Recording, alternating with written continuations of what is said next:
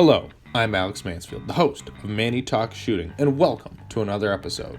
This is the shooting podcast where I talk to individuals all across the shooting industry. We'll talk competition, self-defense, concealed carry. If you like this content, check out our YouTube channel, Manny Talks Shooting. And without further ado, let's get to this episode.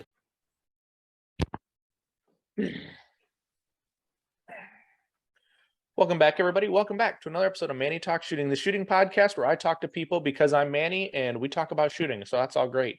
Let's get to today's title sponsor because they're the best. They're fabulous. And they do not suck.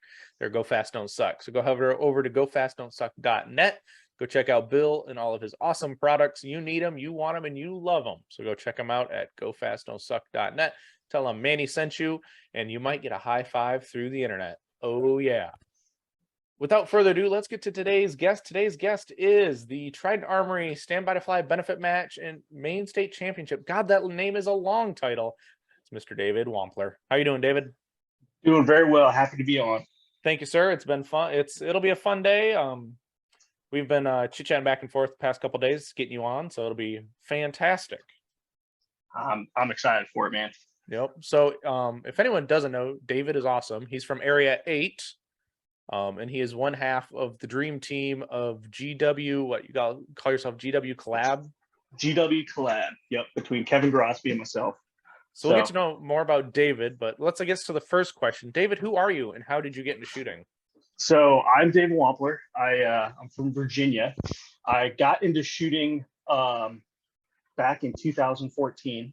It's very funny. I saw a buddy of mine, old buddy from high school or from college in 2010 that had been deployed, and I saw him at a gas station, and he's just like, "Oh, hey man, I haven't seen you forever. We should go shooting sometime." And I had a little Glock 19, but I was never really like a gun guy. At that time, I was doing a lot of car racing. But anyway, I was like, "Yeah, that'd be awesome." So anyway, the next week we went out, did a little bit of shooting, and when we were shooting, he's like, "Dude, this is awesome. Like, I was always thinking about getting into multi-gun." I was like, "Oh man, there's competition for this kind of stuff?" He's like, yeah. So of course I go home and I start Googling, and 3 weeks later I'm at my first match.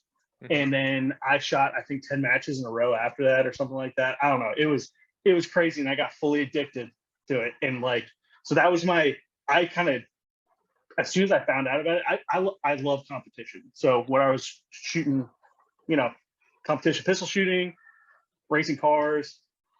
I used to play paintball in high school competitively. I was traveling all over the country doing that. I love competition. So it was very easy for me to jump straight into USPSA. The addiction took over instantly. So yeah, that's pretty awesome. It's quite fascinating. A lot of people who actually shoot USPSA raced cars. I don't know. I want to know the percentage of like USPSA shooter to car racing. It's got to be. There's got to be some correlation there. Oh, it is. And the thing is, a lot of shooters don't. Well, a lot of people that have raced, you can pull a lot of. There's a lot of similarities between the two. A lot of the way you attack like a field course in shooting is the same way you're going to attack like either a new road course or, like in my case, I did a lot of autocross racing. So you never saw the same course twice in autocross. So when I got into shooting, I was just like, "Oh wait, so we get a chance to walk these stages? Okay, it's the same thing I did in racing." And then you get to do it like a couple times. In racing, you get 3 chances, and usually the courses are like 45 to 55 seconds. In shooting, obviously, if you're doing well and you're going at the rate that you need to go, usually a field course should not take anybody longer than 18 seconds at the longest, unless there's some gimmicky stuff or props or anything that you have to mess with. But anyway, with that being said, there's so many similarities between racing and shooting, and it was so easy for me to flow right from racing into shooting. Yeah, so. that is pretty damn cool. And it's, racing is just really expensive, just like shooting open. Open's really expensive because it's what they call it. They always call it the F1 division, right? Because it is. But what's the best part about the better part about shooting than opposed to racing is the fact that I can fly. I can check a firearm and fly somewhere. I don't have to trailer it anywhere. So it is significantly less time on the road to shoot in competition versus driving and competing in racing. So yes, that was a huge benefit. That is a huge benefit. Unless you like one of those pack rats who just have to take everything and then they have to drive. See, that's my problem too. It's like, well, I always find a mule to like get my ammo places or like stuff like that. So it makes it a little bit easier. Yeah. And then by the time you get done with the match, you have enough ammo you can fly it home. That's it. And that's the hardest thing, man. Is I'm always one to be like, hey, I need to take enough ammo to like the practice bay or whatever it is. So I always find myself taking way too much. And then I'm like, oh, this is gonna be kind of risky getting it home. Like, am I gonna be able to get it all home, or do I need to go burn 100 rounds at the practice or at the practice table or what or the practice course? Oh So yeah. Yeah, absolutely. But then if you don't take enough ammo, then you risk it because like, oh, you have to reshoot like 2 stages because of whoever knows what. Somebody paced it early or yeah, yeah. whatever. Well, my first nationals I ever went to, I had a guy on my squad who shot a 32 round field course 3 times, and he got through the field course almost every single time. And on the last target he would shoot was an activator, and it would fail. So 3 times in a row, man. And I'm like, that's 90 rounds on one stage. We're at nationals, like that's not good for you, man. You Right. need to like conserve at this point or do something. How much ammo did you bring? Exactly. Yeah. That's always the worst, right? Mm-hmm. Mm-hmm. So when you started USPSA back in like the 2014 era, was it production or limited or what? So I started back in production. I started with an XDM, the 5.25 in 9. Shot that for probably about a year, and then I transitioned to a CZSP01, which go figure, I've had milled for carry optics, and that's my current carry optics gun. I haven't updated it already. Well, I do slight updates on it, but anyway, I shot production for, I don't know, 2.5 years. And after about 2.5 years, I went to my first nationals, and I think I want to say I was in Barry, Illinois, and went up there. After the match, I really wanted to. I was going to shoot limited to improve my production game. Like I was trying to fine tune my movements, fine tune, really keeping the gun up a little bit more. Because as you know, in production, you're always every 10 rounds. I mean, you're reloading. Like you got to really plan it out significantly. Whereas with limited or shooting open, whatever it is, like, you throw one reload, and a lot of stages you don't even have to throw a reload, and it allows you to really keep that gun up even more. It allows you to really fine tune your footwork, and that's what I was looking for. So anyway, one of my buddies, Kevin McPhee, actually, he's like, hey man, like instead of shooting limited, you should totally shoot open. And I have an open gun you can borrow. And man, he lent that sucker to me, and that's all she wrote. I was like, I've shot one production match since that. Like literally, I have never like I never went back to production. I was like, man, open is my wheelhouse, and that's what and then I think it wasn't long. It didn't take me long to get up to GM from transitioning to open. Like it was that was a big eye opener for me, was how easily I flowed into it compared to production. So which at the end of the day, I was always like, man, I can't move to a different division. I need to put my time in production. I need to like make sure I know like solid fundamentals. I never felt like I could really move on from it. And one of my buddies told me, he's like, hey man, like, no, you have a knack for open. Like this is the division you belong in. I was like, okay, yeah, you know what? I think you're right. I haven't looked back. Right, exactly. So, as soon as you find that love or something, that fizz that makes you want to get better, right? It's kind of like, why struggle with that? I mean, I've never shot a production. I've only shot dot guns. Like I don't have iron sighted guns. I mean, they're in the safe, but they don't get shot. You know how that works. Oh yeah, I got you. But it's like, yeah. So you said Kevin McPhee let you borrow an open gun. What was the first open gun that you purchased after that? Oh man. So my first open gun I purchased was it was kind of it was a smorgasbord. Like it was all over. It was a STI. It was an STI frame with a SV upper that was kind of like forced blended together. It was definitely a budget gun, but it got me to GM, and I was super thrilled with it. And not long after it got me to GM, it cracked, and I couldn't put a new slide on it because the frame was too far gone and the frame rails were too narrow. So after that is I borrowed another open gun for a little bit from, once again, Kevin McPhee. And that's right after that is when my relationship with Atlas blossomed, and that's what I've been shooting ever since. So it worked out fantastic. That is pretty fantastic. At that time, was Kevin the area director? I think it was before he was area director. Okay. Yeah, it was definitely before. So I'm. Oh man, how long have I been with Atlas? I've been with Atlas for a long time. I think it was 2017. 2017 when I was with Atlas. Kevin was. I can't remember when Kevin became area. I think it was right before he was area director. Oh, okay. Yep. Yeah, and that's actually cool because that's how like I found a little bit first about you was some of those initial videos with Atlas, like you in your little corner doing bullet setback videos with Dude in the closet. Yes, at my old yes, house. yep. But I did buy a Lee U die because of you, so I mean, Good. That's what. I mean, I tell you what, it saves a lot of guns. People don't get it, but it's fantastic. Exactly. And it's cheap. It's $20. It's like, come on. Right. I think it's $30 now, but shit, you can buy it on Amazon. Like it'll show up. It got free 2-day shipping. Come on.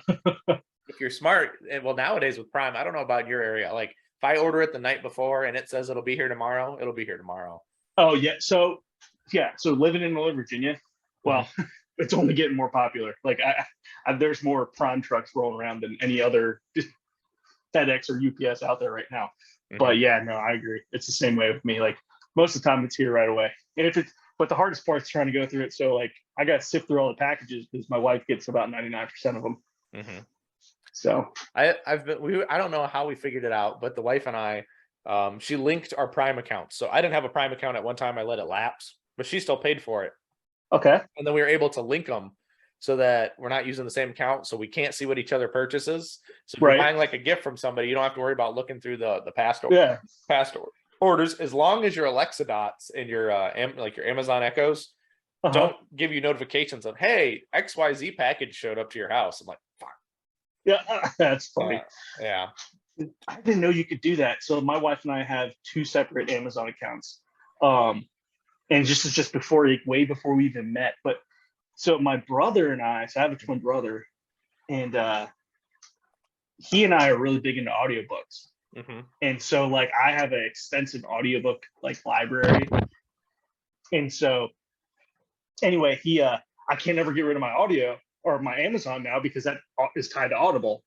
And so like now I'm like, well, if I like my wife's like, oh yeah, just come over to my like Amazon account and we'll be good. And I was like, baby, you don't understand. I'm stuck paying this whatever I have to pay now for Amazon because I can't get rid of my library of books. So I do a lot of audiobooks and podcasts and music because I'm doing a lot of driving around day to day. Right. But so now, and I'm curious, you do a lot of audiobooks. What's your genre that you listen to? Oh man. So I listened to, it was kind of crazy. So I listened a lot of like military fiction. Okay. Stuff like that. Have you heard of like Expeditionary Force or Galaxy's Edge or what else? Oh, Mark Tufo. I love listening to his stuff. He does like a zombie Fallout series. He also does like his series is like 13 books, 14 books. No, his zombie series is like 16 books. But it's interesting. Like when they come out with all this stuff, like it because the stuff's being written in current times, like a lot of stuff applies to like and it's a lot of paramilitary stuff as well. So it's stuff that like we hear about in normal day to day, like in the Second Amendment community. It leaches into these books, which I find funny, but at the same time, it's pretty cool. So that's pretty cool, and it's always fun to hear what people are reading or listening to. I'm not much a reader myself, but I do listen to a lot of things, so I definitely relate. Oh yeah, I don't read. I listen. Reading like will knock me out. Yeah, there's only certain books you have to read. But you mentioned you have a twin brother, and your twin brother just happens to be law enforcement still. Yes. And he pulls over your Matthew Nash at one point. Oh yes, so he pulled Nash over, and like my Nash like looks over at him, and he's like, "Man, you sound just like your brother." And my brother was just like, "You got to be Nash. Like, there's no person on this side of the world that's driving the rate you're driving. You're trying to get to where you're going." and you know my brother like that. You gotta shoot with him. That's the only way you know. And so anyway, yeah, and I think he pulled him over twice, or one in one car, one in the other car. Like so, like Nash was driving his wife's car one day, I think, and he pulled Nash over with Nash in his wife's car, and then when Nash was in his truck. So that's too funny. You can just it lets him fuck with it, you know. Oh yeah. That's funny. It was Nash. Yeah, he called me right away, and then my brother's like, "Oh yeah, pulled over your buddy." I was like, "Yeah." Yeah. It's not the first time he's pulled over buddies. I tell you what. Yeah. That is pretty cool. Now, when you were growing up, did your parents ever mix you up? No. Oh, what do you mean mix us up? Like, no, man. Like, so we, yeah, but we always had the twin stuff going on. So we had like matching outfits for a certain amount of time. Did that for a bit, and then one of us wore blue and one of us wore red. I was always wearing red. That was like my color of choice at the time. Now I'm like, well, not so much like bright red anymore. So a little bit more calm down. Yeah, and that's got to be the worst, I guess, is being dressed alike. I guess. I mean, I'm not a twin, but I could just imagine that'd be just like, why are we wearing the same shit? Like, twos of everything. Or that's my shirt. Why are you wearing my shirt? Yeah, or the shoes. Oh my gosh, it's like two left shoes, two right shoes. It's like what are we doing here? Whose shoes are at the front door? Because we have matching pairs and everything. So oh yeah, that's pretty funny. And that's pretty cool. And then that's always gonna be fun and hoot at parties too, when there are family get-togethers and you just get together and someone who really doesn't know either of you just like, what? I thought he was over here. I thought he was over there. Well, it's funny, like so he's a lot skinnier than I am because him being law enforcement, he kind of keeps himself to a little bit higher standard, so to speak. Okay. But it is really funny because when I get together with him, so my day job, I'm a superintendent of a paving company. So I'm driving around Northern Virginia all over the place, right? And but I also stay in county quite a bit. So I stay in the same county that my brother works in. So there's so many times when my brother gets together and he'll hit me up and be like, "Hey man, do you want to go to lunch?" Or like, "Are you busy? Are you in this area?" Like me and like a couple other troopers, like we're hitting up this joint over here to grab a bite to eat. You want to come? I'll be like, "Yeah, sure. I'll meet you over there." But when I get over there, some of the troopers I've never met, they're like, "Hey, I'll introduce myself." And the biggest thing that stuns them is the fact that we sound identical. Like sound wise, they're like, they feel like when we're sitting at the table, they're getting hit with surround sound because they're getting it from two different like pieces. You know what I'm saying? And they said that's the most incredible thing for them. Is like, man, you guys, like the pitch, the way you talk, everything is perfectly identical. That is hilarious. Oh yeah. So have you helped your brother in shooting at all? So yes, a little bit.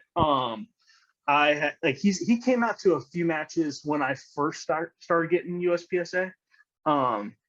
We haven't really gone shooting too much more, but I will say when he comes out to shooting, or comes out to train, or like just to just plink around, I can't not like instruct or help him, or like or just like identify things, because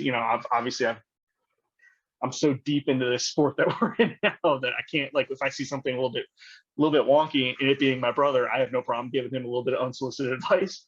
And he picks up on it so fast. And I really believe that it has a lot to do with our personalities being so just intertwined, so to speak. Like the way he thinks is identical to the way I think. He and I used to be like, we used to play paintball together all through high school.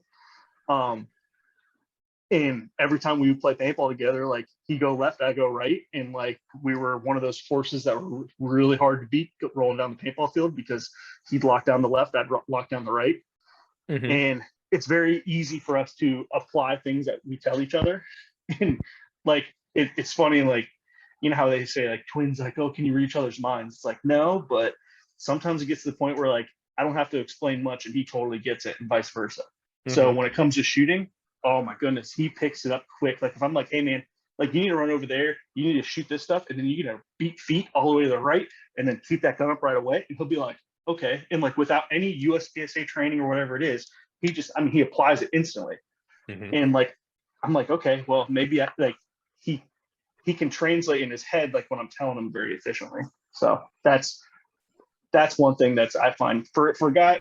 He doesn't shoot often. I mean, he doesn't shoot as much as as anybody shoots. That's not in our sport, but he does really well for when he does shoot. Well, that's cool. And it must make it easy. You don't have to explain yourself too often, and he picks it up, and he's not, he doesn't resent you for giving him advice, because you're just making him just more likely to come home every day Well, if that's you need it to get into too. an altercation. Agreed, and that's the thing. Like, he's got a newborn and everything like that. So, well, not a newborn. Oh my gosh, she's like 2 years old right now. So, like, with a toddler and everything, like he doesn't have as much time anymore on his hands. So when we do get a chance to get out and shoot, like it makes me feel better, and I know it makes his wife feel better that he's getting some sort of training more so than than what they get on a normal basis. Oh, right, yeah, because they might get a year qualification, and that's all the training they get. Exactly, and it's just not enough for the kind of stuff that people get into. But I get it.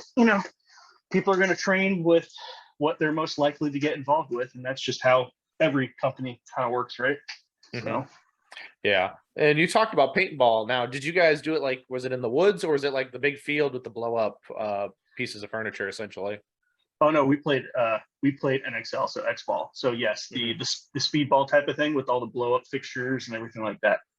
We used to play for. So my brother and I lived here in Virginia, and we used to play for a team in Chicago, and we would fly up there once a month to train with the team, and then it was every 2 weeks we would either fly to Chicago or fly to a major event, whether it be in California, Florida, Texas, Chicago, or New Jersey. There's a bunch of places that we would. I mean, it was every weekend or every other weekend we were gone flying somewhere. We're deep into that. Yeah, that's pretty cool. You're not the only. It's interesting enough. You're not the only USPSAer who actually was competitive in paintball, so that's kind of cool. Oh yeah, it's just a cool sport. It's just another cool thing. I remember when it was on ESPN, and you could just watch it. Yeah, but it seems like it's tapered out a little bit recently. I don't know. I don't know if it's just something that has. I was getting a text message. I don't know. Like it is funny kind of the way it's moved. There used to be, an NSL used to have like 18-person rosters, and now they're down to like 7 or 8 people rosters. And paint is just the way they apply it different. Like there's a lot less paint flying through the air because they've dialed down like the rate of, or not the velocity, but the speed, the rate of fire. So the sport has changed since I've gotten out of it. Like basically right when I graduated high school is when I got out of it. And now the sport has changed quite a bit. So yeah. It was definitely a fun thing. It's kind of like going to a major match, except you win a lot more often. Yes. Oh my gosh, it's like crazy. Every weekend. Yeah, thank mom and dad, right? Yeah, without a doubt, man. Like we're not paying for that at that young age. You know what I mean? Yeah, exactly. And it's always nice to see parents, give back. And like, I know my mom, she gave up a lot for me to be able to do what I wanted to do. So it's like, I don't know. I'm not a parent, but it's like, yeah, it's letting your kids do what you want. Now you can do what you want because you have your own money, right? So exactly. Yeah, so that's pretty cool. Now you're shooting a V1. No, you're shooting a V2. You've got 2 V2s now. So right now I have 1 V1 and 1 V2. I am in the process of, and this is going to be another little plug for me. If you go on Atlas's site under pre-owned, you'll see another V1 over there. That was one of my guns. It's very good. Shoots very well. It's been very well maintained, and you can buy it now. But so currently Atlas has my third one, and they're taking care of it for me. But I am looking to get another V2 so I can, like, I love the V1 that I currently have, and I'm going to keep shooting and I keep practicing with it. But it would be nice to have a second V2 that I can really go back and forth between that and my main match gun, which is a V2 now. Right, absolutely. Well, and it's got to be different too, because you're switching from a titanium 2-port comp to a steel 3-port comp. So there's a more muzzle weight on the V2 than there's the V1. Yeah, it's a little bit. I mean, it's between the V1 and the V2. There's definitely differences, but the differences are significantly more negligible than one might think.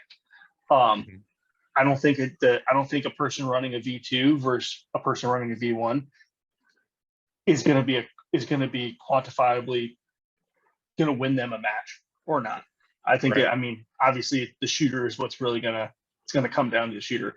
I think the V2, if you had two, if you're able to ghost race yourself with a V1 and V2 and do that comparison, I want to say the V2 is 3 to 5% better than the V1. The guns still respond very similar. The weight distribution on them is still very, very similar. The V2 with the alpha grip is very nice because you obviously have a lot of options for the width and everything like that, and the modifications you can do that grip to fit your hand. On my V1, I still just have a Phoenix grip on it, but like I said, between the two, I go back and forth, man. Even the same training session, I'll one gets hot, I'll go grab the V2. When the V2 gets hot, I'll grab the V1. And it's just between drills and everything like that. I find that if jumping between the two guns, like it's so the difference is so negligible. It's and I think that just comes to being like if you're a well-rounded shooter, you should be able to do that. You know what I mean? Oh yeah, absolutely. Now, so I'm assuming they're identical, other than the fact that one's a V1 and one's a V2. Yes, same everything on it, same thumb rest. So it's got both of them have the same Atlas thumb rest. They both have I like to run the Romeo 5 or it's Romeo 5? Yeah, Romeo 5 XL. No, it's a 3. Romeo 5 is like a Romeo 3 XL. I just got a Romeo 5 for my AR pistol. That's why I'm getting messed up. Yeah. I mean, that'd be kind of weird if you put. I mean, we're going back. Yeah. We're going back in time. We're gonna go put Tasco tubes on our guns now, right? Yeah, exactly. Yeah, but at least you can like put a AAA in it, and that thing will last forever. Wouldn't that be nice though? Like if you were able to put like the power of a AAA on a pistol dot, it'd be good forever. Dude, oh my gosh! Like you wouldn't have to worry about it. You wouldn't be buying those button batteries or anything. But yeah, no, the Romeo 3 XL. I like to run I want to say it's the 2.5 MOA. So, but yeah, both guns are set up identical. They're both mid-length triggers, flat. They both have the ever so loving and forgiving mag correction magwell. So if you go a little sideways, it kind of auto corrects for you, which is nice. And that's about the same. Or that's about it for them. I mean, run the same mags. So yeah. Now, do you have any step panels on your V2 or no? No. So because the V1, my V1 does not. As soon as I get the V2, I will be more inclined, or a second V2, I will be more inclined to use the step panels, or like the offset panel. So like obviously you can do a palm swell on one side and then a step on the other side, and it really allows you to lock in your grip a little bit. And it doesn't affect whether you go strong hand or weak hand, which is interesting. It's a fantastic design. But because my V1, obviously I can't do that with the Trinity grip that's on there. I just left them flat on both sides. And this way, like when I jump between the two, there's no like similarities. Like my worst fear is like if I have to jump from, in a match, like go from one to the other, then I want it to be as similar and as close as possible with that. So yeah, that makes sense. Especially, that definitely makes sense with having a flip flop. Now, and you're still running a CR Speed holster. Does anyone make fun of you for running your CR Speed? I love the CR Speed. Do I have 3 of them? I think I have 3 of them. I love them. So like I started off with a double alpha race master, and they kept hanging up on me. And the reason they kept hanging up on me is because like the little insert that you know how for the race masters you can buy that fancy little, like the $45 or $50 insert that goes, and you could get it for whatever gun it is. And it just 2 screws and it screws right into it. Well, anyway, that insert just kept binding up on me. And I went and bought a second insert And it lasted probably about 8 months, 8 or 9 months. And then that one started binding up on me to where, like, when I would draw the gun, if it wasn't perfectly straight up and down, if there's any angle or any imperfection in the draw, it would just seize up. And even with taking them apart, I just never had that much luck with it. Well, anyway, I can't remember who I was talking to my buddy Tom, and he's like, "Hey man, you should try the CR Speed holster out. Like you can almost override the safety thing in it if you forget to take the safety off to keep the gun." And he's like, "That's how like easy it is to get the gun out." He's like, "And no matter which way you pull it, the CR Speed, like you can, like it's coming out." And so I was like, "All right, cool." So I borrowed his for like a week, and after that, I was like, "Oh yeah, I'm totally buying this." Like no matter like one time that I got really hung up in my mag with the Race Master was when I was like, the start position at Florida Open 1 year was you have to touch a tire and both knees were on the ground, and then you had to, on the beep, you grab your gun and then shoot through the tire, through the center of the tire. And when I went to grab my gun, it just like locked up, and I spent like probably about 7 seconds trying to get it out of the holster. And eventually I was able to yank it out of the holster. And after that match is when I went to the CR Speed. But yeah, no one makes fun of the CR Speed because you know who runs it, right? Eric Raffel runs it. Yeah. So, yeah. That is true. Eric Raffel does run a CR Speed. Do you run their mag pouches too, or do you have some other mag pouch? No, I like the double alpha mag pouches. Yeah. It puts them off my body a little bit. It makes you, or allows you to grab it. When I first started shooting USPSA, I had CR Speed mag pouches, but I just like how easy it is to adjust the double alpha. Yeah, they're quite nice. Well, I guess we talked about this awkward position. I talked to Nick Reynolds the other day, and he told me to ask you about this Area 8 stage where you had to get your wrist below your belt. You had to look goodness. You got to share this story now. So it was me being somewhat frustrated. Okay. And the way I like position my hands down is I got these like little, I guess it looks a lot longer on the camera, but these little T-Rex arms, they're really short. Like, it's like really short, right? Yeah. And so anyway, like the start position was wrist below belt, right? And so naturally I get in the start position. You know how you get your feet in position, whatever it is. He goes, shoot ready, stand by, and then he goes, shoot, like, let me go back. What did he say? Like, so I'm sitting there waiting for him to go, shoes ready, stand by. But he goes, wrist below belt. I'm like, okay. So I lean just a little bit, right? And he's like, wrist below belt. So I lean a little bit more. And he's like, wrist below belt. I'm like, dude, like I can't. So I look back at him. I tell him, like, man, I can't get him any lower. Like, what do you want me to do? And he's like, wrist below belt. And like I could just hear like murmurs in the background and everything like that. So I just ended up, I was like, you know what? Okay. So I put my wrist below my knees. And I was just like, and of course my draw was suffered, probably half a second off of that. Yeah. But anyway, I was just like, at the end of the stage, I was like, guys, like my wrists are below my belt. Like if I have to bend at the waist to get my wrist below my belt, like what are we doing here?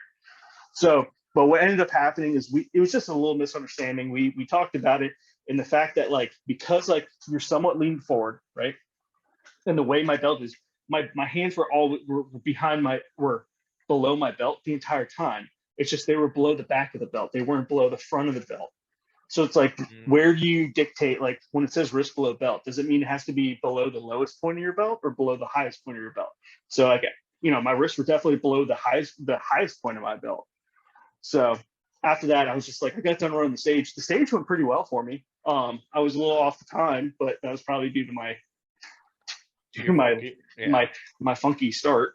But other than that, stage went pretty well for me. And then I was like, guys, something's got to happen. I was like, it's like, you can't do this to everybody. So anyway, we talked about it a bit, and we kind of smooth things over with the ROs, and everything was hunky dory after that. But I was like, oh, there's nothing worse than being on the line and like being told to adjust. You know what I mean? Oh yeah. Like, oh, come on, please, really? And then 5 stages later, I had a jump start, to where like I jumped the line, and I was just like, I just walked back, and like the RO looked at me. I was like, hey, can we just do that again? Like, I mean, I had a like I was like on my gun before the beep went off, Mm-hmm. and he was just like, yeah, we'll go again. I was like, okay, thank you. Yeah. So, Oh yeah, and especially now I can understand like your foot needs to be fixed a little bit. If they want I'll you, get it. if you're touching something, but yeah, when your hands, it's like. Although unless I'm gonna want me to hike my belt all the way up to my nipples or something, right? I mean, my Right. wrist is below my belt now, but you Oh, need pants exactly. because I think your belt has to go through your pant loops, so you just have like Steve Urkel pants, right? Oh my goodness. Then you just might as well get suspenders with it too. Right, exactly. And that's always the fun part, right? So it's Oh like, my goodness. yeah. So you made GM. How long did it take you to make GM? Oh man, I got to go back and look. I want to say it took. How long did it take? Shot that gun. I want to say it was less than a year Mhm. when I started shooting open. Mhm. I have to go back on. I have to go back on practice score, and see and do the and count the dates and whatnot. All I know is as soon as I started, as soon as I really got shooting into open and whatnot, and at no point was I ever super concerned with my with making GM, because I mean anybody can win the match, right? Mhm. So I was like, it'll naturally come. I've never been one to ever chase like classifications or anything like that. It'll come naturally, like just based on your progression in the sport. But then when I got close to GM, it was just like, oh, okay, the stars are aligning. I need to take a minute and work on this for a second. So I worked on it for like, I don't know, a week and a half, 2 weeks. I went Mhm. from A class to M class to GM over the course of 2 weeks. Wow. So yeah, I was M class for a week, and then I went to GM after that. Yeah, that's pretty impressive. I will say that. That's for Yep. sure. Sorry to interrupt this awesome conversation with Mr. David Wampler, guys, but we need to talk about the awesome sponsors here at Manny Talks Shooting. They're the ones behind everything. They make things happen because they're a fantastic. As you know, we've got Go Fast, Don't Suck. So go thank Bill. We talk about him enough as the title sponsor of the podcast. So hey, go over to Go Fast, Don't Suck. I don't need to say anything more. We also have Hunter's HD Gold. Brian's a fabulous dude. If you missed it, I was on his podcast not too long ago, so you can listen to me ramble, talk to my good friend Brian about some things. Our friends over at Laugh and Load, my buddies Tony and Jackie over there, they run the Pew Time podcast as well as their Laugh and Load merch. You can go get an AFT agent t-shirt. You can go get a Supreme Division shirt because you should be getting an open shirt because hashtag only shoot open because it's the one true division. But anyways, go pick out a shirt from them. They're supporting us, and there might be something coming from me from them soon. Don't forget, we have our friends over at DominateDefense.com, guys. Dominate Defense makes the finest Mach 1 speed belt combos that you will need because you can use Manny Talks 10 to get 10% off that. So, hey, Dominate Defense makes the finest competition belt that's going to last you 4 to 5 times longer than any double alpha products belt. I'll put money on it. Don't forget, go over to divtechshop.com and use Manny Talks Shooting for 10% off your whole order. If you want the finest 3D printed magnet setup for your belt to match your Lynx belt, match your shooting jersey, whatever, your shoes, Nathan can accommodate it. And he might even make you a custom magnet cap. Anyway, Manny Talks Shooting gets you 10% off your entire order there. Don't forget, we're going to run over to Chili Custom Gunworks and order that new E2 or L2 grip. I'd probably be an L2 grip if you're going to put it on a Staccato or a Prodigy because it's that same kind of contour as they do come from the factory. But hey, go put that Chili Custom Gunworks grip on your Prodigy or Staccato and make all your tactical friends upset. Don't forget, if your next build is for an open gun, you need Chili Custom Gunworks parts because they're the finest. They're the best. So hey, go check out ChiliCustomGunworks.com. Tell them Manny Talk Shooting sent you, and move on with your day. Don't forget our great friends over at Range Panda. If you noticed last episode, they joined us on the show. So hey, rangepanda.com, go over and put Manny sent you in the comments, and maybe you'll get something sweet in your box. But hey, they make the finest 3D printed accessories for your press and random doodads that you want and need. So hey, go check them out. Eric Steiner and Gianni Giordano are fantastic people and amazing shooters. So hey, don't forget about them. And then we got Targets USA. Targets USA makes the finest steel targetry on the planet. Ask Steve Anderson, he'll tell you, and I will repeat it too. I love his products. Jason is a great dude and supports the shooting sports. So go over to targetsusa.com and go order some stuff. It's from Alaska, but it's fantastic. And last but not least, the guy who put me on the right path in shooting, Mr. Tim Herron Shooting, guys. He's phenomenal. He's the best. He will put you on the right path too. He will find some deficiencies in your game and make you better. Doesn't matter if you've never shot a match or you shot your 100th match or 10,000th match.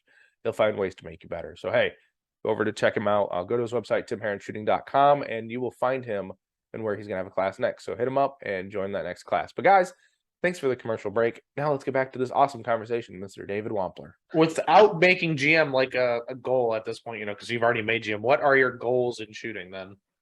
So my goal in shooting, obviously this year I was, I decided not to go, not to attend. But I was supposed to go to World Shoot. My goal is to, I don't know, I still would like to attend World Shoot at some point. I would like to do more traveling and shooting. So I'd like to go out of country and shoot some, get a taste of IPSC matches, more so than like what we have in the States. Like I know we have IPSC nationals, but really it's Americanized USPS, or it's Americanized IPSC, so it's USPSA more or less. Right. Unless you shoot Manny's. Well, it was at the time Manny's warm-up match. Oh, that was the most intense warm-up match I've ever shot in my entire life. It was the best thing ever right before IPSC Nationals in 2018. Mm-hmm. It was a 16-stage warm-up match. Oof. Yeah, you shot it all in one day. There was like 8 of us on the squad. There was like 80 of us at this match. Mm-hmm. And it was like $60 for the entry fee. And if you know where Manny's range, well, now it's Gorka's range, but if you know where their range is, it's about 2.5 hours from Frostproof. Mm-hmm. So I drove down from Virginia down to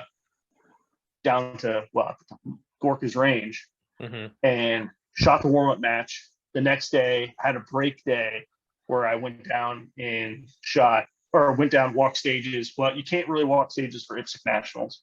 They only let you walk it from the back. You can't actually get on the bay. Mm-hmm. And then went down there, looked at the stage as best I could, and then after that, shot the match the next day, IPSC Nationals the next day. And a lot of guys were like, "Oh man, Manny's match was so much harder than IPSC Nationals." I was like, "Wow, that was a good warm up then."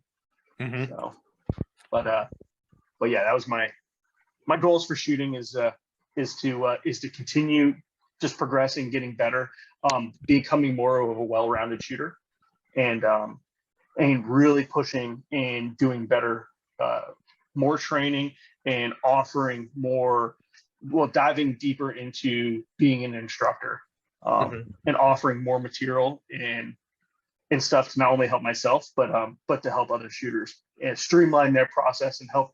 I really do enjoy teaching. Mm-hmm. So streamlining processes for students to basically to make them better in a shorter amount of time, so that they're not wasting their time and their money. So mm-hmm.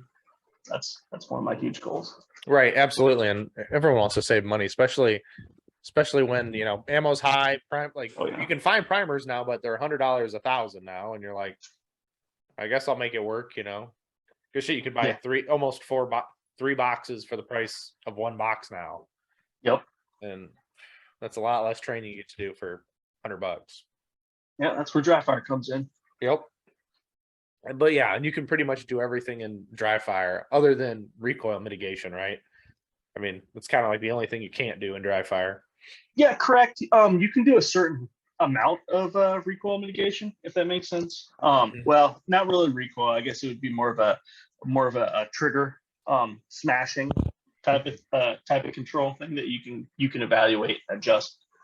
But mm-hmm. But yeah, I guess as far as recoil goes, yeah, nothing really simulates that explosion in your face and that gun coming back at you. Yeah. Or the explosion going to other people around you, because because that's how open guns work. They don't hurt the shooter. They just make everyone else be like, I don't want to shoot with open shooters. I don't know. Nope. I like the concussion. I don't know what it is. It's just like everyone's like, they're so loud. I'm like, I wouldn't say they're loud. They're just kind of like pushy. Yeah, there you go. Exactly. They're pushy. They're pushy. They just want to be up in your face. They want to be the person hitting on that hot chick, right? They just want to be like, there you go. Yeah, exactly. Yeah. So, well, that's really cool. And you actually started teaching prior to starting your thing with Kevin, correct?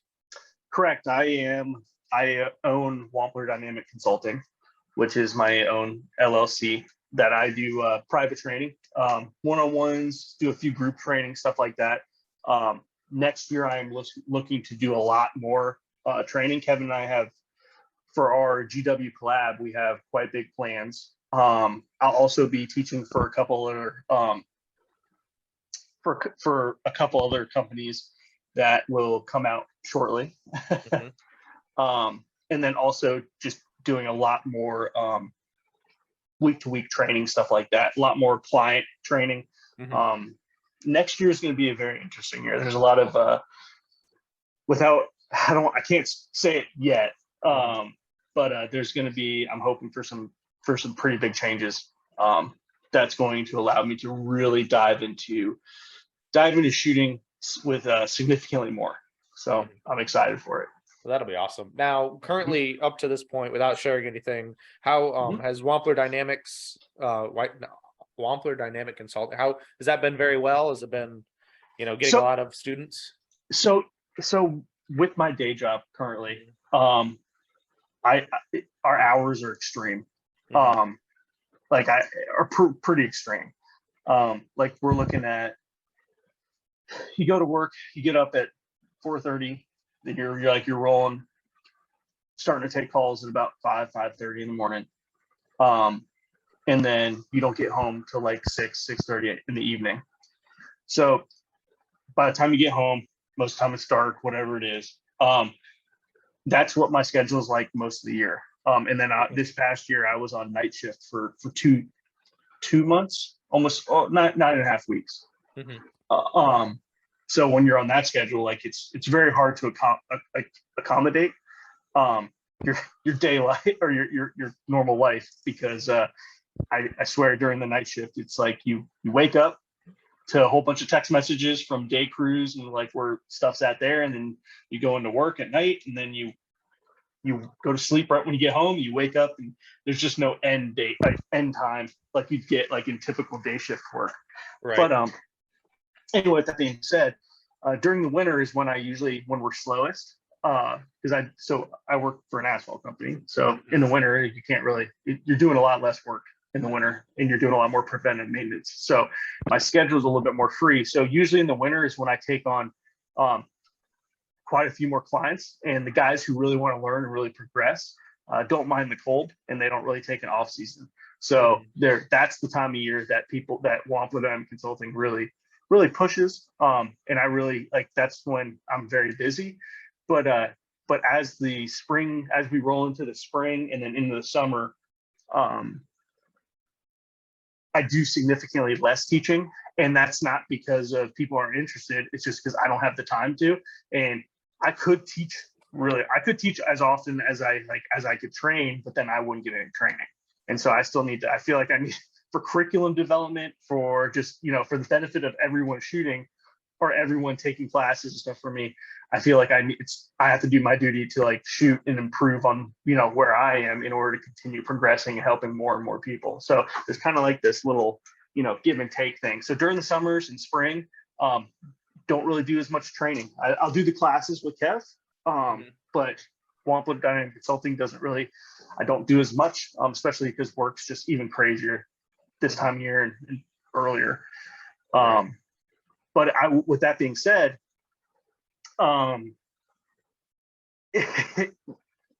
this is the first time in a long time that my season has ended this early. So since I'm not going to nationals and I'm not going to World Shoot, Virginia State was going to be my last match, and that match got canceled. So I find myself like, oh my gosh, like I don't have any majors on the schedule right now. And we're like, at that point, it was in August. And I was just like, oh my gosh, like I've never had my season end 4 months before before New Year's. So like I'm looking at a 6-month off season, right? I'm looking at half a year off season starting right now. So it's like, no, I'm not taking an off season right yet. I was like, I'm gonna do a lot more local matches. I'm gonna do more classes, stuff like that. So I'm finding ways to fill the time and then also branch out. So and that's like right now I'm still shooting open, but I'm dabbling a lot more in carry optics. So Right. it's gonna be a lot more fun. And because I don't have anything to kind of like ramp up to for matches, then it gives me a little bit of freedom and a little bit of ease to kind of like bounce around, so I don't have to isolate so hard on things. Right. Which is And nice. that definitely makes it nicer. And then you can play in other things and give your, not really quote unquote care, you still want to perform your best, but you don't have to, there's no extra Yeah, strenuous circumstances to it. yeah, you can give yourself 2 or 3 weeks to dive into like something you wouldn't really dive into as much. You know what I mean? Like, what if I Exactly. wanted to play around with a rifle a little bit more? Like, you know what I mean? Do more dry fire with a rifle, stick to that, isolate that, and like just kind of see where that takes me for a minute, and then I can transition any which way I want. You know what I mean? So it's Yeah. nice. Exactly. Mhm. And it's unfortunate that Virginia State got canceled because of whatever happened. I can't remember now at this point, but that does suck because now nobody can win a cool belt. I know. I should take a tour of my basement, which is just disgusting, but it's very dirty. But I have a whole pile of belts sitting down there, which was fantastic. Yeah. uh-huh. But those wrestling belts are pretty awesome. Oh, they are. Yeah. It's they're definitely awesome. So I do want to talk a little bit about since you don't have any more majors coming up, I guess we can reflect on some of the majors from this year. Mhm. What was the first major you shot this year? Would that been Dragons Cup? No, my first major I shot this year was Florida State down Okay. in Tampa. And it was a great match. It was the first time I've ever shot down there. I want to say, did I take fourth? I may have taken fourth. I can't remember if I took fourth or fifth. It was good. It was a good match. It was nice to get out. I like to get out of the cold, so going down there was nice. But I did get there's a whole snowstorm like from Atlanta all the way north, so I got my traveling home and flying home. I got redirected all over the place. It was a nightmare. But that was my first major of the year was Florida State. And then after that, I want to say it was pretty sure it was Dragons Cup. Mm-hmm. And then go ahead. So you went fourth at not Nationals, Florida. Then you went to Dragons. Did you have to correct a lot between Florida and Dragons Cup, or were you feeling pretty confident going into Dragons? Dragons Cup, I was feeling pretty good. Then I did not have a very good Dragons Cup was not a very good match for myself. I had quite a few errors at the beginning, and then I had one gun malfunction, which I got fixed very quickly. And then I'm not gonna lie to you, man, the heat at Dragons Cup was pretty. That was the first time I've ever been to a match and been stat distracted by the heat. I mean, I work outside all day, every day, just running crews and whatnot around asphalt that's really hot. Right.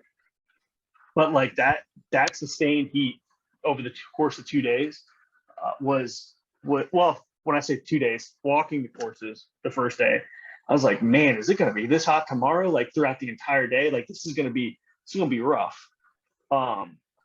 So, and then we shooting the whole next day. I was like, it got to the point where I was like, this is not fun. Like I'm just trying to get through it. Like I'm still going to do my best to perform, but like I think I drank a liquid IV every stage. Wow. Yeah, and I mean, I pounded 3 water bottles every stage. I was rolling through water, and it was you just couldn't drink enough. But so that match was a little bit rough. After that match, I made a bunch of course corrections. I was like, all right, these are some things I need to isolate in my training so that I don't really have that big of a problem like when I come back to it. And it was just I had a couple of errors on some targets that were relatively like closer engagements. I don't want to say they were easier because like you got to give respect to every type of target, no matter what it is. Right. Because we've all missed on 3-yard targets. Let's be real. Oh yeah. And so there were certain engagements that I hadn't been giving as much respect to in training as others. Like I had been training a ton of partials and stuff like that, but I hadn't been giving respect to like, let's say 3 target arrays that are kind of open, which you go when you glance at 3 target arrays that are like relatively close to you, not relatively close, but like at a decent, at a 10 to 12 yard distance, and they're open, you're like, oh man, like you don't even think about it. It's an afterthought. But reality is like those points are worth the same as your tuxedo that's sitting way out there. So you got to give them the respect they deserve. So there's stuff like that, elements like that at Dragons Cup that I really came home and I was like, oh, okay, let me watch all this footage and really break it down and see what I need to work on moving forward. Yeah. So. And I will say probably the heat didn't help you, but you're always covered up from head to toe. Like you don't let the sun touch you except your eyeballs. Yeah, that's what I try to, because just like all of our El Salvadorians that I work with, they're always like, David, you need to, wear layers. It keeps you cool. And I was like, oh, I guess keeping the sun off you does help. So yeah, and then you're not getting sunburnt because if we who live in the northern states who don't work outside every day, the sun, the first match of the year is usually the sunburn, and then it's the shooter's tan. Yep. But yeah, so so you shot Dragons Cup, which probably you'll never shoot in them one day again, right? No, I'll never shoot one day. Kevin and I both talked about it. We're like, hey, we're gonna do like the half day format, and it's just like everyone that was like that shot that match was like, yeah, you should have done half day format. Like we knew better. We shot the match before, and Kevin were like, yeah, you could have told us, but yeah, no, we'll shoot the 2-day format next time for sure. Oh yeah, I mean, when you really care about your match performance, it'll be like, yeah, we'll take that half exactly. day. I mean, you travel all the way there. I mean, you might as well just, at that point you're invested, so you might as well stay a little bit longer, right? Right. Yeah. I mean, and there's enough men at the Atlas booth that they've got it covered while you're shooting, right? Exactly. Because then at that point, if everyone's at the Atlas booth, like there's no room. Everyone's there. Oh yeah. No, exactly. I think I shot Dragons Cup on a Friday actually. So I left on Thursday, flew in on Thursday, walked the stages Thursday, shot Friday, flew out Saturday morning. Oh, okay. So like I wasn't there long. So Mark, thank goodness for Mark. He worked that booth the entire weekend. I was like, oh man. And he's from Minnesota, so he's pasty. No, he is not right. Yeah. He's like, it's hot. It's so hot. I was like, yeah, no, I get it, man. I get it. So you leave Dragons Cup, and what's the next major after that? Oh, what was it? Was it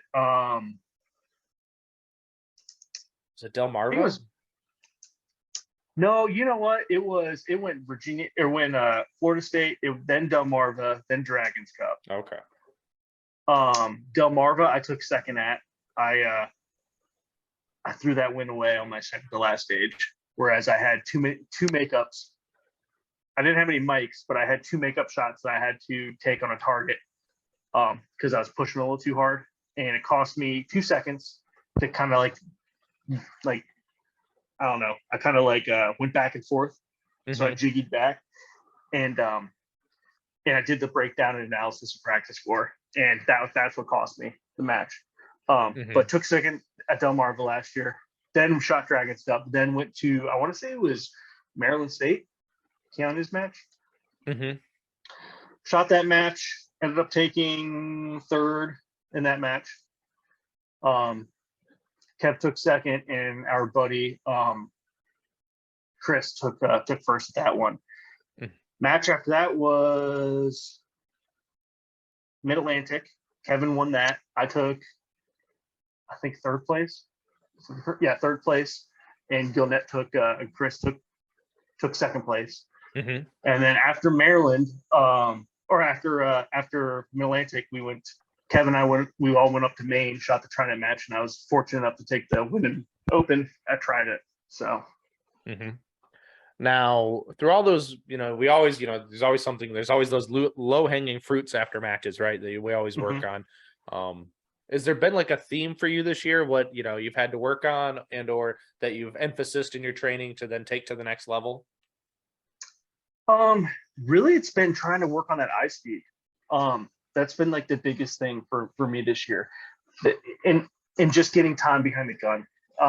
It's hard between work and day, trying to ramp up to matches. Like at no point do we all are we all at this even playing for shooting. Like we always right before we go to a match, a couple weeks before, we start doing this ramping up thing, and you're trying your best to train, but you're also trying your best to prepare for a match, which is hard to do because training, you're able to kind of like deep dive into certain things and kind of like isolate and really, trying to improve like a certain area of your game.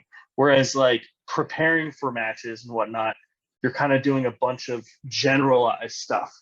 I have found that I am straying away from doing more generalized preparation and just no matter what I'm doing, like even low, like moving up to a major, like a big major, I will still continue doing like if I want to isolate this one type of thing that I'm working on, like whether it be far partials or something that's like really close transitions, fast transitions to something really far.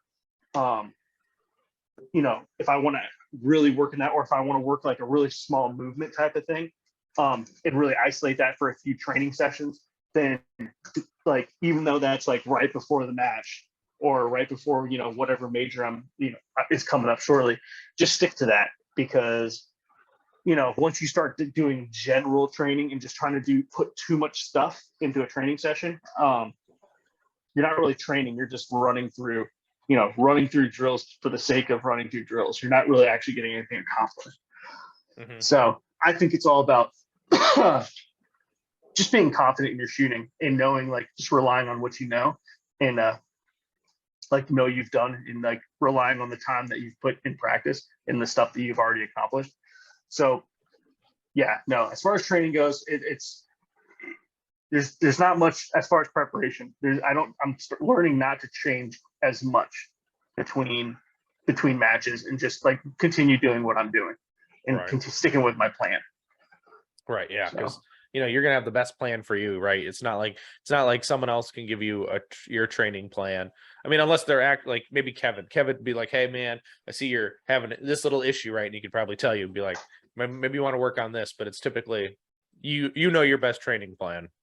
Yes. Yep. But I will say, ultimately the biggest thing that's going to help you leading up to any match is just mass amount of rounds downrange. Mm-hmm. Just lots of shooting.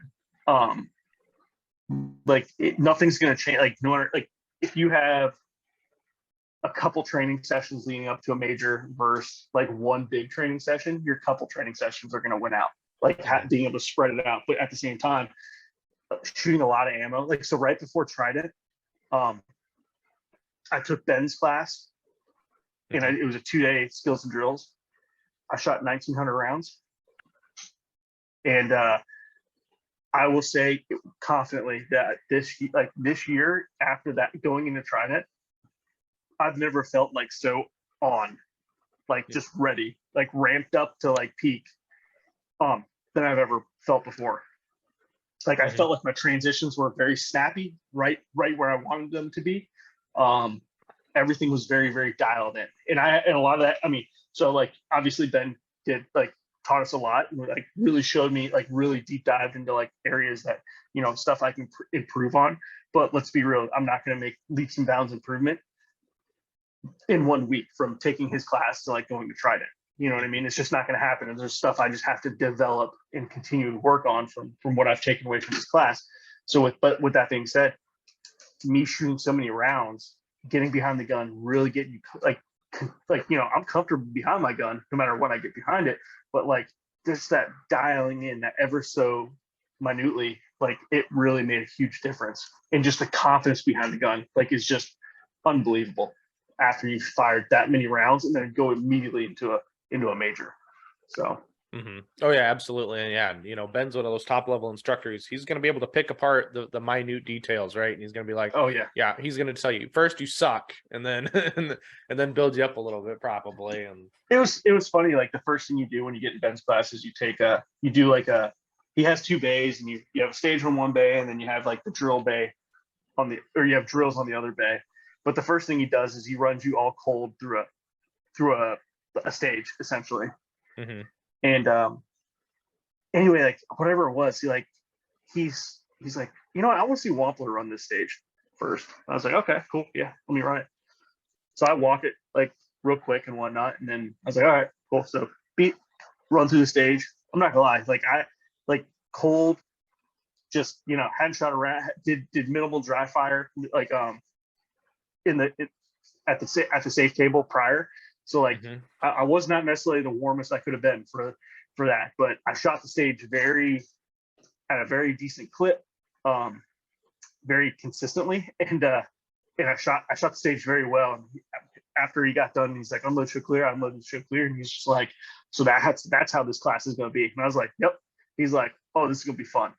Mm-hmm. So like right after that, I was like, it was like go go go go go, and throughout the entire 2 days, it was he's a very good, like as far as he's very very quick, and you can tell he's done a lot of teaching just by the way he can identify things very efficiently and be like, all right, nope, see, that's what you're doing wrong, you need to fix this. And it's like instantly he can identify something that you're doing based on like minimal feedback, that like you see a target, you're like, man, like what is that target telling you? That's like, deciphering that's like the hardest part about what shooters are trying to like, figure out in their game is like, hey, the kind of feedback that you're getting from your target directly relates to like how you're shooting. And he can look at a target and be like, yep, you need to fix this, try this. And then like you try that one thing and it's just like, oh my gosh, like it's like, oof, okay, yeah, next. Like, and then it's just so efficient. And that's what's nice about taking this class is like, there's no fluff or anything. It's just go, go, go, go, go. Mm-hmm. So now, do you think you took more away as a shooter or as more an instructor from his from calls? him? Mm-hmm. Oh, both for sure. Mm-hmm. We had some good talks about the instructing. Are you familiar with bar hop? Yep. What he talks about? Mm-hmm. And are you familiar with how like they talk about how like there's a certain percentage of people that just can't do it because they just, whatever reason, they just can't figure it out? Yeah. So it was funny because like in my own training, for clients and whatnot, I've had guys that I put that bar down and they just can't do it for whatever reason. I'm like, dude, all you're doing is stepping over the bar and you're shooting these targets and you do a cross step over and you shoot the targets. Like it's a stick with two targets in front of you and they're not that far away and they're open targets. Like it's a pretty simple concept, but it's just funny how some people like just for whatever it is, it takes them a hot minute to grasp the concept of it. And the first thing Ben tells me, he's like, hey, you got a bunch of students that you've done this before, right? And I was like, yeah. And he's just like, and they completely screw it up every time, right? And I was like, yeah. I was like, he's like, it's funny how that works. He's saying it's a control that you can actually see. Say, it's 40% of people. There's 40% of people in here, or like out of 20 people, you're gonna have 4 people or whatever it is. He's like, they just can't do it. He's like, but if it's out of a few other people, he's like, it's like 40%. I was like, dang, that's kind of crazy. But just stuff like that, we're able to kind of bond as like instructors. And then, but it was nice being able to learn certain types of, I'm very wordy when I talk. Obviously I drone on, but he's very clipped and very short and direct and straight to the point, which is very good for a lot of people, because you don't want to like, overexpose or give too much, I guess, make things too wordy in order to get a point across. And that's one thing that I've taken away is I'm trying my best to like shorten things up, which probably isn't really helping too much on the podcast. Yeah, you're good. Don't feel bad. But in training, like I'm doing my best to like try to bring things, like distill things down to more of a finite point, and then also the way he words things in the things that he concentrates on in training, in teaching, are totally different than a lot of other instructors out there. Like there's stuff in training that he's like, hey, you need to like, this is what you need to work on. You don't need to concentrate on this as much as let's say for instance, movement type of things. Whereas some instructors get very into the weeds about articulating like how your foot needs to go here, you need to do this foot over here. For him, he's just like, yeah, no, naturally, like your feet will kind of figure it out, and like you'll work out inefficiencies on your own, and like you can do that in your own in training, but like ideally, like you want to do everything with the least amount of effort, but be able to flow as easily as possible. but at the end of the day, no matter what, it's all about vision. So like if you can whip your head around to a target, like if you let your body kind of respond appropriately, like you're going to be efficient downstairs as well. Does that make sense? Mm-hmm. Oh yeah. So like he keys in on but he, at the same time he's like, if you are having like a movement type of thing or something you really want to work on in movement, he's like, you need to isolate that in training. You need to learn how to how to really deep dive into what every little thing that you want to work on, so that you're not having to worry about it at a match type of thing. So that's the biggest thing I took away from his class, was just like just the way the simplification of it, which it is. It's at the end of the day, no matter what we do, you can be the most athletic person out there in the world. If you can't shoot and you can't like hit the target efficiently, then that does nothing for you. You know right. what I mean? Yeah, it doesn't matter how fast you can do a 40-yard dash if you can't hit the broadside of a barn. Exactly. So like I'm relatively, like, I'm not fit, but I am relatively athletic. So like that obviously helps. And that's where I can still compete with like the guys that are at the top level. You know what I mean? But with that being said, like, fundamentals are the biggest thing. You're always keeping that gun up, being ready. Like I don't have to be the fastest guy out there. No one has to be the fastest guy out there. The fastest guy, it helps if you're the fastest guy out there and can also shoot and shoot consistently and put up really good accuracy.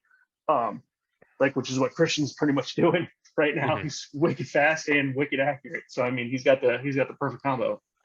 Yeah, well, he's got the trifecta because he's also still young. Yeah, that too. That helps. Yeah, but he is taking a lot more. He's graduating college. He's taking on a lot more responsibility. Yep, he's still that young spry chicken that he's still slaughtering everybody. But now that's cool, and it's really nice to see you're able to take so much knowledge out of, because you're already at a high level of skill. You're already at a GM level. It's already nice that you're able to go and take a class from like another high level instructor and still pull a lot of information out of it and not be, you don't feel like you didn't get anything out of your money, in your 1,900 rounds that you shot over 2 days. Hey, I'm taking this class again in October. So it's crazy. Like, I mean, like I said, in this time around, it's crazy. I don't have anything I'm aiming for, right? Like I have no matches I'm looking to rank up, like to ramp up to or anything like that. So I'm taking his class in, like, let's say the dead of winter, so to speak. Yeah. Not dead, but October, right? But in the dead of off season for me, right? Because what am I aiming for? Like, it's everything's so far away next year.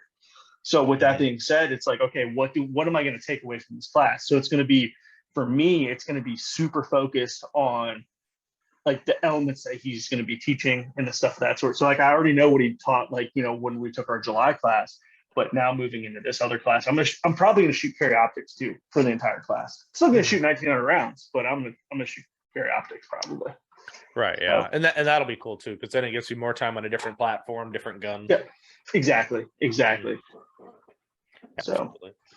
Well, I'm excited for you for that. That's going to be awesome. I do have a couple more things we need to talk about before we end this show, but absolutely. So you've got no matches coming up, which is unfortunate, which is good also because you can train. So I'm shooting the Shadowhawk. Oh my gosh, what do they call it? I just had it on the tip of my tongue. It's the Masters Elite. Yeah, something like that. Yeah, because it's the same weekend as Virginia State. Yep. And they're gonna put on a match because why not, right? Yeah, I mean, they're filling a void. There you go. Yeah, get people to shoot and stuff. So that's kind of awesome. You've got classes, you're able to do that now too. So that's a little more because your schedule's opened up. So that's kind of nice. Kind of lost my train of thought, but I still have those questions. Oh, and this is why, you say that you're super, you're athletic, but you're a bigger guy. That's why your shirt needs to say "Can't stop the womp." I've heard that a few times. Everyone's like womping stomping. I'm like, okay, man, I guess touche. Right. I've had a bunch of guys like, man, you give me hope. Like I was like, he's like, I'm a big guy. I can't move like you. How do you do that? And I'm like, I just I point myself in a direction. I just go. You know what I mean? Fronting helps a lot. That makes a big difference. I have noticed that even as like a small, I'm not the best in shape, but I mean the grunt does affect you somehow. I don't know what it does, but it works. I don't know. I don't know. It makes you feel faster. I don't know. It's like one of the fast Hondas that you see like rolling down the highway. That's like not really moving, but they're really loud. Exactly. I think that's it makes me feel better about myself.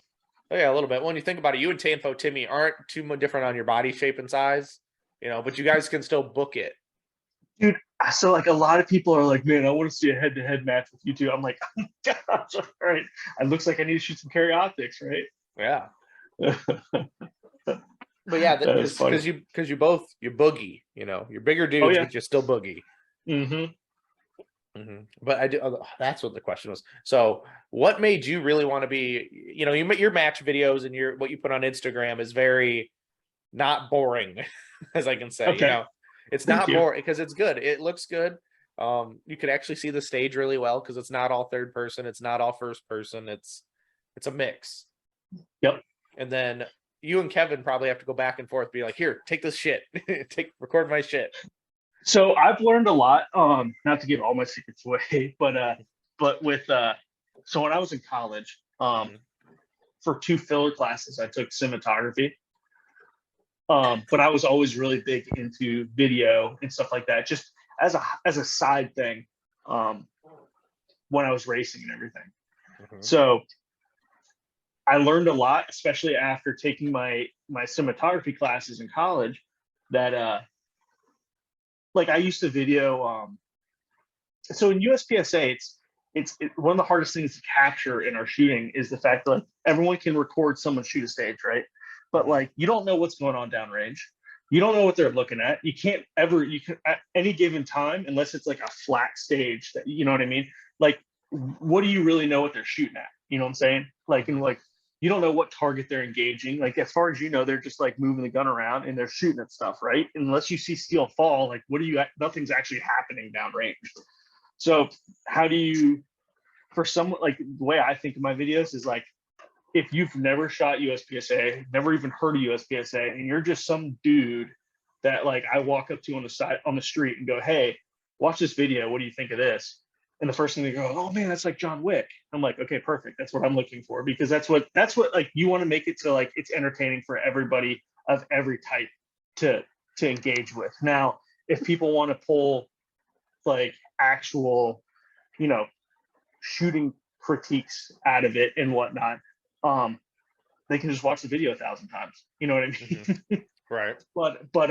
But yeah, I try to make it as entertaining as possible because social media it's filled with so much instruction, which I am learning more and more. I'm getting more and more into more instruction, more posting. I'll probably, I don't want to say less fun videos, but I'm going to try to round my Instagram page over the next few months with more content that's going to be helpful to shooters. That's also going to be, obviously I represent Atlas, and I've done a lot of stuff with like, showing mags, doing the press, to tell people how to set their stuff up, but also like, the mindset behind like development of stages, stuff like that. I'm going to be doing a little bit more of that, so you guys can look forward to that.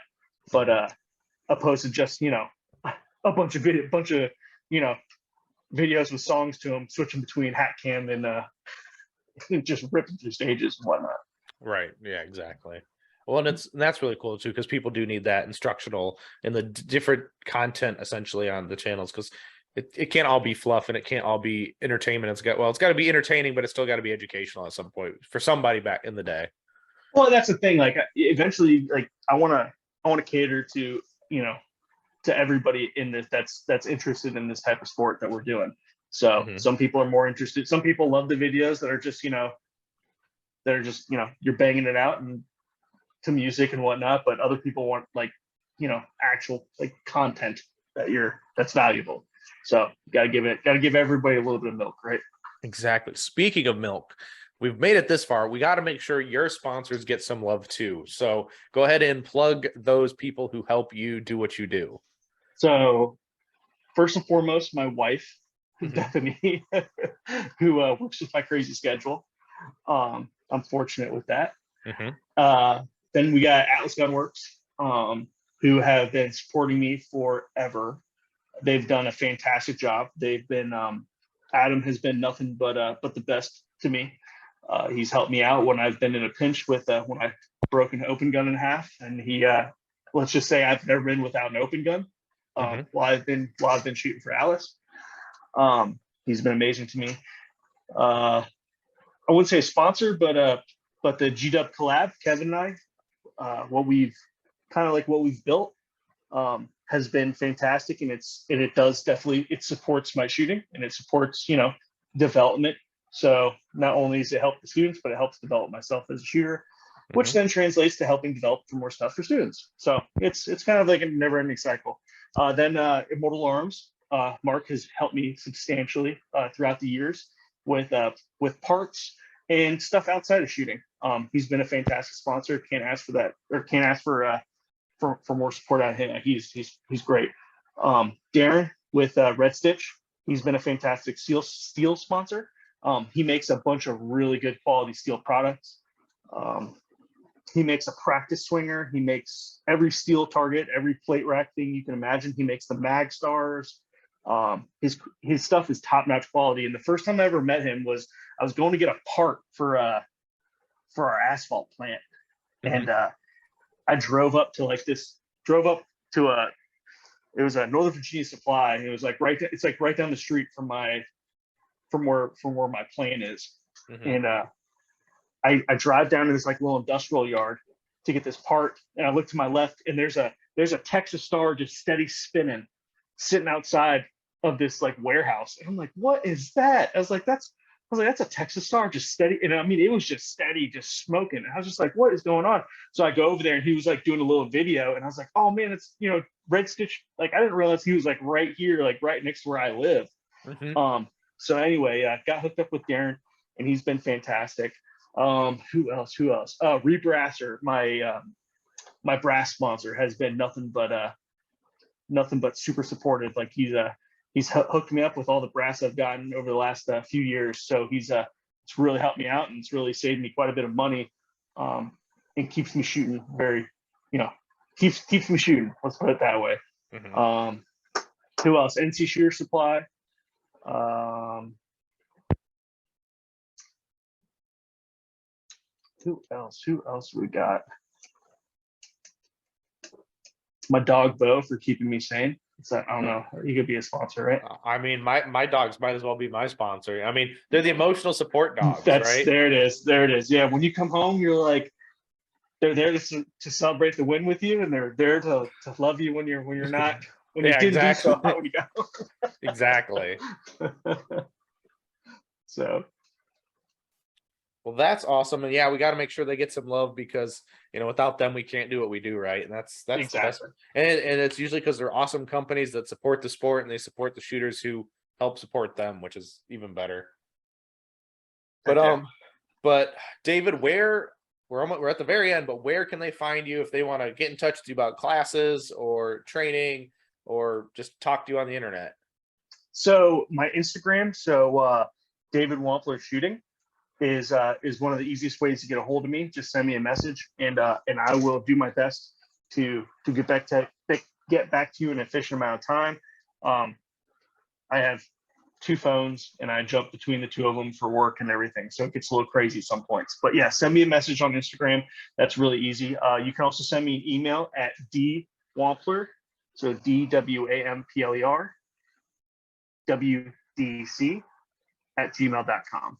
So Wampler WDC at gmail.com. You can email me at any time for that, and we can definitely get something on the schedule and workout training. I offer indoor training, which is about 10 minutes from my house. It's in Northern Virginia, but it's just single lane shooting. And then I also offer range sessions that takes a little bit more coordination, but we can definitely work something out. And get that kind of squared away. And then also starting to do a little bit of virtual stuff as well. So dabbling in a little bit of virtual dry fire, which is, I think it's going to turn into more of a accountability thing. The stuff that I do in dry fire, it's going to be more of us dry firing together than it's going to be of me like staring at the camera, right, looking at, like, trying to go, oh no, that draw wasn't good, oh no, do that again, like, you know what I mean? It's going to be more of, we're running through the same drills together. This is what we're doing, this is what we're working on. Okay, are you still, like, you know, have you ever been to like Orange Theory or anything like that, where like the coach is sitting there like going, okay, this is what you're working on, like they're not doing the work for you, but they're telling you what you're looking at, and they're constantly like, you know, just pushing you, keep motivating you. That's something that a lot of guys need. Like, if you need a 30-minute like dry fire session, sign on with me, and we'll do a quick session together, and I'll be like, all right, we're doing 10 count reload. Okay, let's go, reload, like do this, do that, you know, okay, now we're doing transition drill. All right, beat, let's transition, you know what I mean? And just doing it together is a kind of help motivates people as well. So they're sitting in their basement by themselves. So Exactly. Yeah. And some people need that accountability, which is awesome. Yep.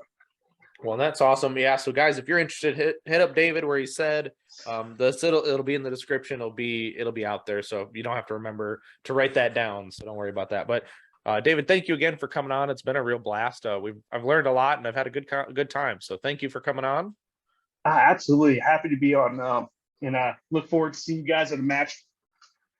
Well, it'll be next year at this point, but right, exactly. Match near you. Right. Yeah. And listeners, thank you for checking out this episode of Manny Talks Shooting. I greatly appreciate you. Until next time, get out and do things, and I will see you on the next one.